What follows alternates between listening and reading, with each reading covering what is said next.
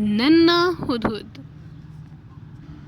दादा हुदहुद सारा दिन दरख्त की शाख पर बैठे रहते, जैसे कुछ सोच रहे हों। सारा दिन पूरे जंगल में से मुख्तलिफ जानवर और परिंदे उनके पास आते रहते और अपने मसलों का हल पूछते रहते।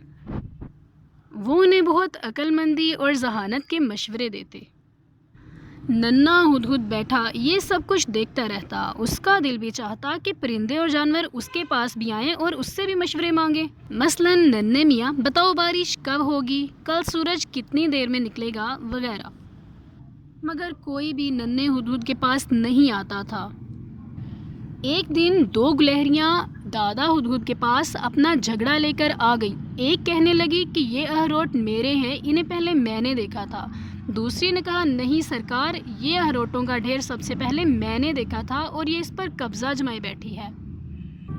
दादा हुदहुद ने कहा, तुम दोनों एक एक अखरोट अभी खा लो और बाकी सब सर्दियों के लिए जमा करके रखो, और जब सर्दियाँ आएंगी फिर भी बांट कर खाना। वो गुलहरियाँ इस फैसले से बहुत खुश हुईं और हंसती मुस्कुराती चली गईं। नन्ना हुदहुद ये सब कुछ देखता रहता। एक दिन जब दादा हुदहुद सो रहे थे तो उसने उनकी ऐनक पहनी और उनकी जगह पर बैठ गया ताकि जानवर उसके पास मशवरे लेने आए। इतने में एक चकोरी आई और पूछा, नन्हे हुदहुद, ये तो बताओ कि कल चांद पूरा निकलेगा या आधा। नन्हा हुदहुद सोच में पड़ गया कि पूरा कहूँ या आधा। उसने कहा कि हो सकता है कि चांद पूरा निकले या हो सकता है कि आधा ही निकले। इस पर चकोरी हंसती हुई चली गई। इसी तरह बहुत से परिंदे और जानवर उसके पास अपने मसले लाते रहे, मगर वो उसका मजाक बनाकर चले गए, क्योंकि वो किसी को भी तसल्ली बख्श जवाब नहीं दे सका था।